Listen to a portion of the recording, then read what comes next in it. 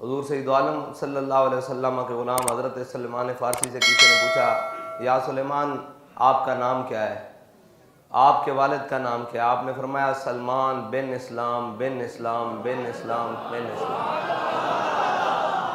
یہ ایک ایسا تعارف ہے جو کائنات میں تمام مخلوق سے مسلمانوں کو جدا کرتا ہے۔ تو ہمارا بھی تعارف یہی ہے کہ ہم کتے پاک رسول اللہ کے۔ حقیقت تو یہ ہے کہ ہماری وفا حضور سید عالم صلی اللہ علیہ وسلم کی ذات گرامی تو بہت بلند ہے نا۔ ہماری وفا تو اس وفادار رسول سے ہے جس نے اپنی ساری زندگی حضور کے ساتھ وفا میں گزار دی۔ ہماری وفا کا تقاضا یہ ہے کہ جو نظریہ، جو سوچ، جو رستہ وہ ہمیں دے کر گئے ہم اس پر کاربند رہیں، نہ اس سے ایک انچ آگے نہ ایک سوتر پیچھے۔ بابا جی فرمایا کرتے تھے تم کائنات میں جہاں سے بھی جمع تفریق کر کے لاؤ گے نا، آگے حضور کی ذات کھڑی ہے۔ تم قلعدم کر دو گے پھر بھی لبیک یا رسول اللہ ہوگا، تم گولیاں چلاؤ گے پھر بھی لبیک یا رسول اللہ ہوگا، تم FATF کی شرائط مانو گے تب بھی لبیک یا رسول اللہ ہوگا۔ قوم مہنگائی میں جب پس جائے گی، بھوک افلاس ہر چیز، یاد رکھنا اس کا علاج بھی لبیک یا رسول اللہ ہوگا۔ ہر چیز کا علاج لبیک یا رسول اللہ ہوگا۔ اور اگر کسی کے دکھوں کا مداوع ہوگا تو وہ حضور کے نام سے ہی ہوگا، وہ اسی نظام سے ہوگا، وہ نظام عدل قائم کرنے سے ہوگا جو میرے آقا و مولا صلی اللہ علیہ وسلم دے کر گئے، اس قرآن سے ہوگا جو میرے آقا و مولا صلی اللہ علیہ وسلم کے قلب اطہر پر نازل ہوا۔ اور کائنات میں کسی دکھ کا، کسی مرض کا مداوع کہیں اور سے نہیں ہے۔ اقبال کہتا ہے اب کیا کریں، مسلمانوں کے اندر وہ شان محبوبی نہیں رہی۔ اقبال شان محبوبی کا کیا مطلب ہے؟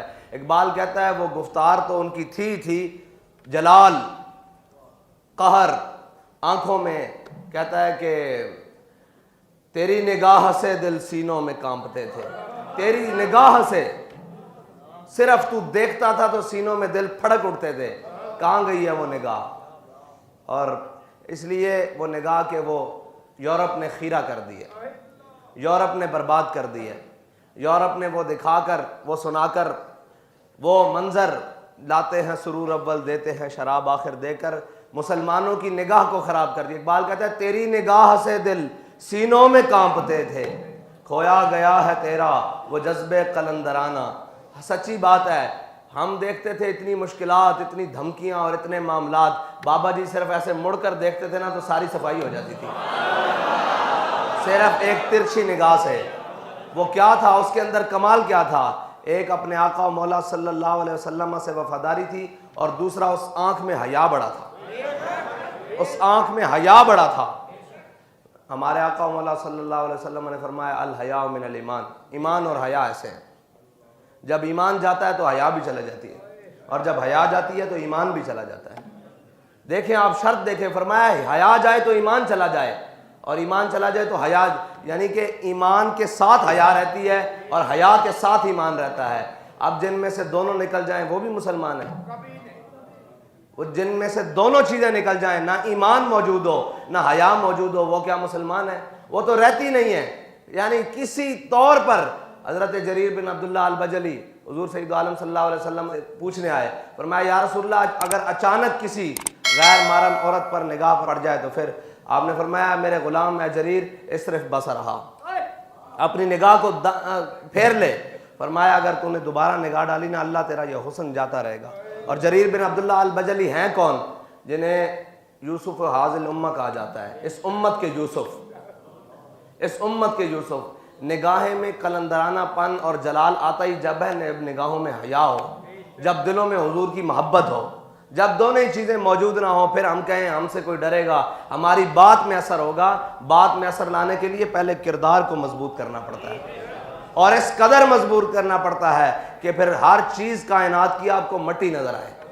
ہاں ہم بڑے مراحل سے گزر رہے ہیں، اور ہمارے لیے سب سے بڑا مرحلہ اب یہی ہے کہ ہم نے اپنے کردار کو بھی بہت مضبوط کرنا ہے، اس میں کسی قسم کی کوئی کھوٹ نہیں ہونی چاہیے۔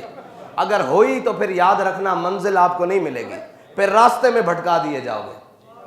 منزل انہیں ملتی ہے جو بالکل مکمل ہو کر اور یکسوئی کے ساتھ جس طرف جانا ہے اس طرف پورے کردار اور گفتار کے ساتھ جاتے ہیں، پورے وقار کے ساتھ جاتے ہیں۔ ورنہ بڑے لوگ آئے، بڑے بڑے لوگ آئے، بڑے بڑے وہاں قبولیت جب تک نہیں ہوتی ایک قدم بھی آگے نہیں ملتا۔ اس کا مطلب ہے جہاں تک آپ جا رہے ہیں، جیسے جیسے منزل کی جانب جا رہے ہیں، آپ کی مدد ہو رہی ہے۔ آپ کی مدد اس لیے ہو رہی ہے کہ آپ کے دلوں میں حضور سید عالم صلی اللہ علیہ وسلم کی سچی محبت موجود ہے۔